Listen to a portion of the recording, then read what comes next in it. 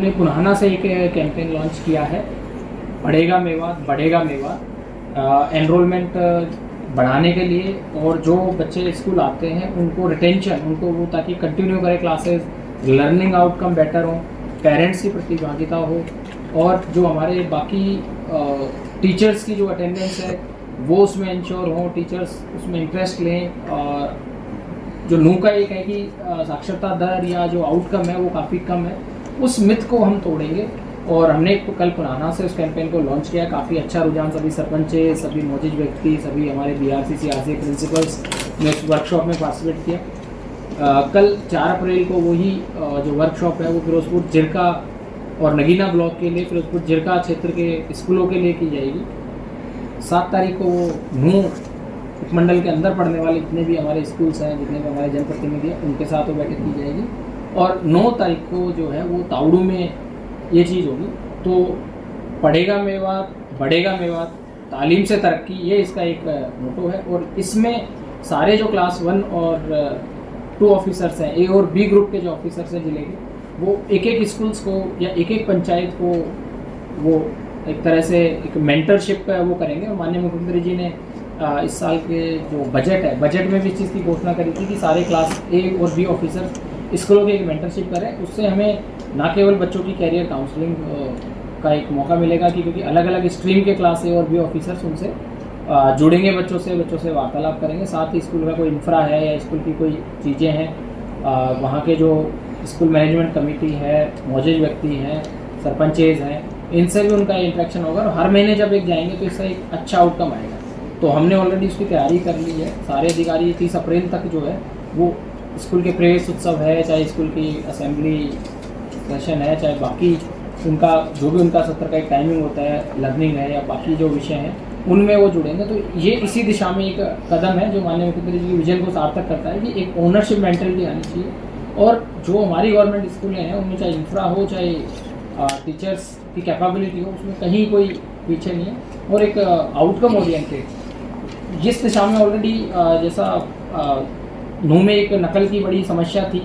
और कई सालों से ये समस्या चलती आ रही थी, तो माननीय मुख्यमंत्री जी ने 29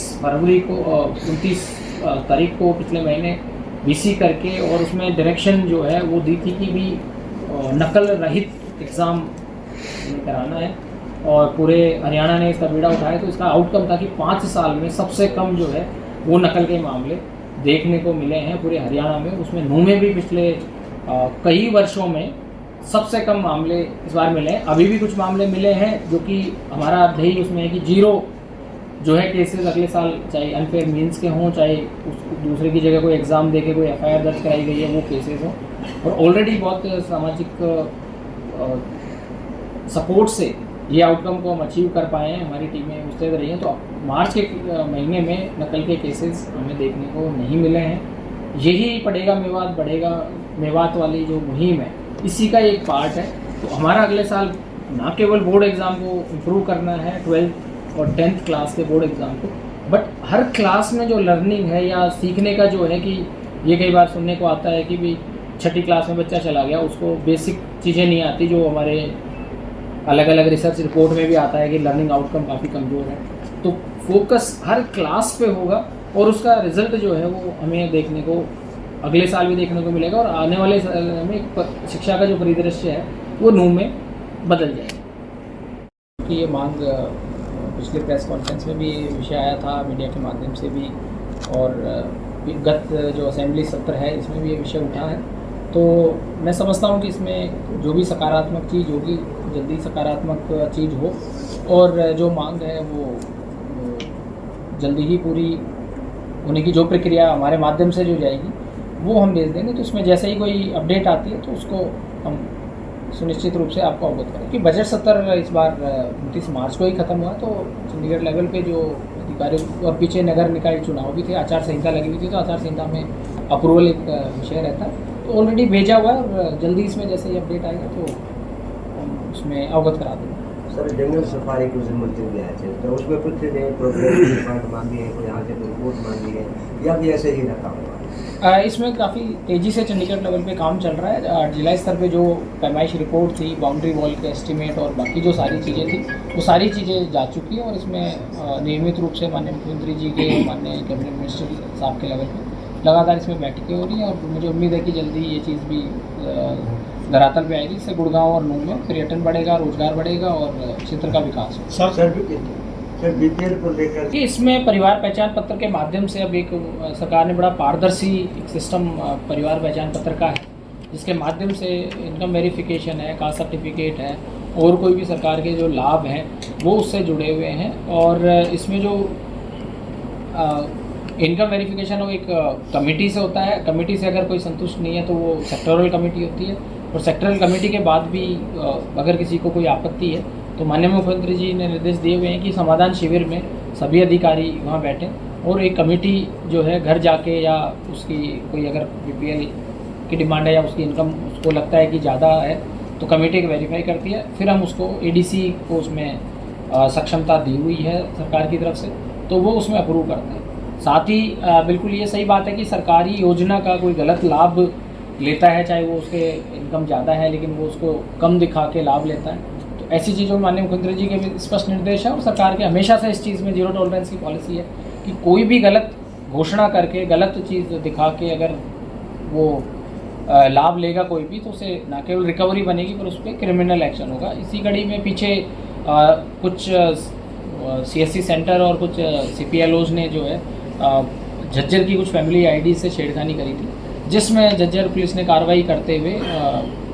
4 लोगों को अरेस्ट भी किया है। उनमें से 4 लोग जो है वो नूंह के थे। तो बिल्कुल इसमें मुख्यमंत्री जी ने भी क्लियर करा है कि ऐसे कोई भी बंदा कोई फ्रॉड कर रहा है, जिसने गलत डिक्लेयर कर रखा है और पता लग गया या वो खुद से वॉलंटरली अगर सरेंडर नहीं करता है वो चीज़, तो फिर आगे उसे रिकवरी भी होगी। और साथ ही जो सही लाभार्थी है, जो जेन्युइन लाभार्थी है, क्योंकि ऐसा करने से जो जेन्युइन लाभार्थी है वो छूट जाता है और गलत आदमी को उसमें लाभ मिल जाता है। तो चूँकि परिवार पहचान पत्र में जो इनकम वेरिफिकेशन एक लगातार प्रक्रिया है तो इसमें बीपीएल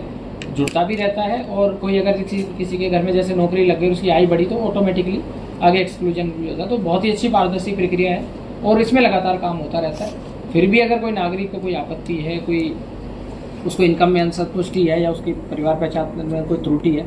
तो वो हमारे जो जेड क्रीम्स होते हैं सब डिवीज़न लेवल पे उनसे मिल सकता है, हेडक्वार्टर पे एडीसी साहब और डी क्रीम्स मिल सकता है। यहाँ भी अगर कोई समाधान की दिक्कत है, कोई बात है, तो 10 से 12 बजे तक समाधान शिविर में उपमंडल स्तर पे और जिला स्तर पे यहाँ पे हमें रेज कर सकता है, ताकि पोर्टल पे उसको चढ़ाया जाए, उसकी ग्रीवेंस को मौके पे या अगर उसमें वेरिफिकेशन की रिक्वायरमेंट है तो हम भेज के उसको ठीक करें। शहर में जो बेसिक इंफ्रास्ट्रक्चर को लेके कई मीटिंगें हमारी हुई, उसमें लाइटों का था, एक था हमारा पलवल टी पॉइंट से जो मिनी सेक्रेटरीट को रोड आता है, ये भी अंधेरा रहता था यहाँ पे, तो वो नगर परिषद ने उसको ठीक किया। साथ ही नल्लर मेडिकल कॉलेज की मांग भी कई बार लोगों की, मीडिया की लगातार आ रही थी, तो वो अब आधे स्ट्रेच को पूरा ठीक कर दिया, क्योंकि पहले 2 एजेंसियाँ PWD, B&R और म्यूनसिपल काउंसिल के बीच में कन्फ्यूजन था, वो अब शॉर्ट कर दिया गया है। अगला जो टारगेट है वो 248A जो नगर परिषद की सीमा से गुजर के जाता है, इसकी लाइटों को ठीक करने का है। उस दिशा में नगर परिषद ने ऑलरेडी लाइटें ऑर्डर कर दिया है, लाइटें उनको रिसीव कर दी है और आपको अप्रैल के महीने में 248A पे भी जो लाइटें वो जगमगाती दिखाई देंगी। और शहर में और भी ऐसे कोई पॉइंट है जहाँ पे अंधेरा रहता है, जो ब्लैक स्पॉट्स हैं, उनको भी ठीक करा जाएगा। साथ ही इस दिशा में ऐड करते हुए जो शहरी क्षेत्र है उसमें सिविक एम्यूनिटी जैसे कि टॉयलेट की अवेलेबिलिटी, साफ़ और जगह जगह टॉयलेट की अवेलेबिलिटी का एक विषय था, तो नगर परिषद को ऑलरेडी इसमें एस्पिरेशनल टॉयलेट, एक जो आदर्श टॉयलेट जो होता है, उसकी ग्रांट उनको मिल चुकी है। एस्टिमेट प्रिपेयर कर रहे हैं और मुझे उम्मीद है कि अप्रैल महीने में टेंडर लग के मई में कुछ नई जगह पे हम टॉयलेट भी बनाएंगे, ताकि आम नागरिक की जो सुविधाएं हैं उसको ध्यान में रखा जा सके। तो ये काम कर लिया उन्होंने, कंसल्टेंट उसमें मार्च के महीने में हायर कर लिए हैं। आज ही एक उसकी बैठक है जिसमें एक शहर में ऑडिटोरियम कम लाइब्रेरी और एक स्पोर्ट्स कॉम्प्लेक्स और नगर परिषद का नया भवन, इन तीनों के लिए कंसल्टेंट हायर कर लिया है। साथ ही हम 248A का जो सेंट्रल वर्ज है जो हमारे नगर परिषद सीमा में आता है, इसके सौंदर्यकरण पे भी हम प्लानिंग कर रहे हैं, इसका भी एस्टिमेटिंग तैयार कर रहे हैं। तो ये चारों प्रोजेक्ट नगर परिषद सीमा में जल्द ही इनकी DPR तैयार हो जाएगी, सरकार को अप्रूवल के लिए इनको भेजा जाएगा। तो और गंभीर विषय है ये, इसमें माननीय मुख्यमंत्री जी ने 15 मार्च 2025 को फ्लड कंट्रोल की जो बैठक थी उसमें दिशा निर्देश दिए थे गुड़गांव, फरीदाबाद, पलवल, नूंह और जो यमुना में अपर डिस्ट्रिक्ट्स हैं उनको भी इस दिशा में डिविजनल कमिश्नर फरीदाबाद ने एक बैठक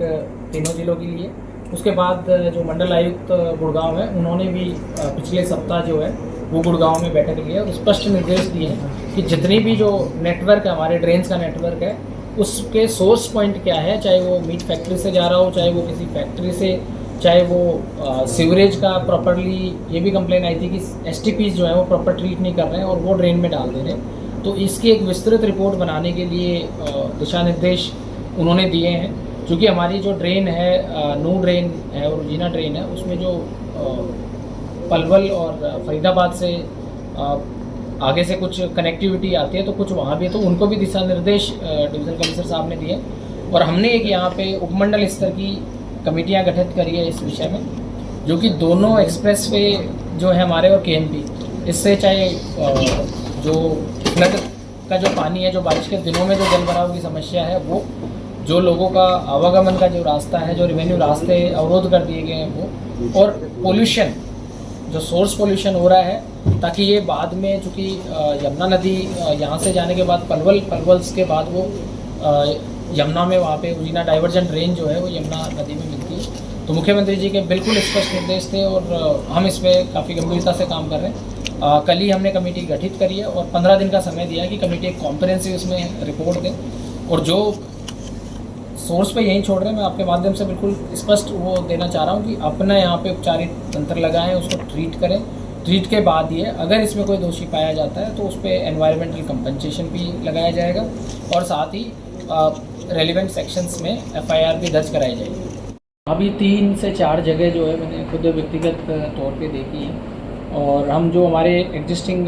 स्पोर्ट्स हैं, जैसे शाहपुर नंगली में हमारा 9 एकड़ में राजीव गांधी खेल परिषद है, तो कुछ फैसिलिटी उसमें क्रिकेट स्टेडियम की का एस्टीमेट हम बना रहे हैं। कुछ फैसिलिटी वहाँ पे क्रिएट की जाएंगी और कुछ फैसिलिटी जो है वो हम शहर में नगर परिषद के सहयोग से जो है वो एक स्पोर्ट्स कॉम्प्लेक्स की प्लानिंग की जा रही है, जिसके लिए कंसल्टेंट ऑलरेडी हमने हायर कर लिया है। अब उसकी DPR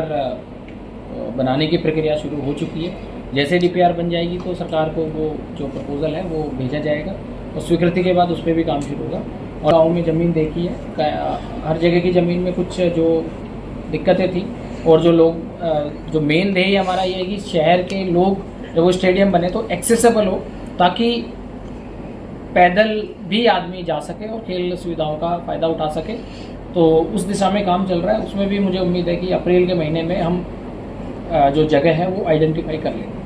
प्रतिबद्ध है, जो डॉक्टर कमी है या जैसे यहाँ पे पर्टिकुलरली विषय आता है कि रेडियोलॉजिस्ट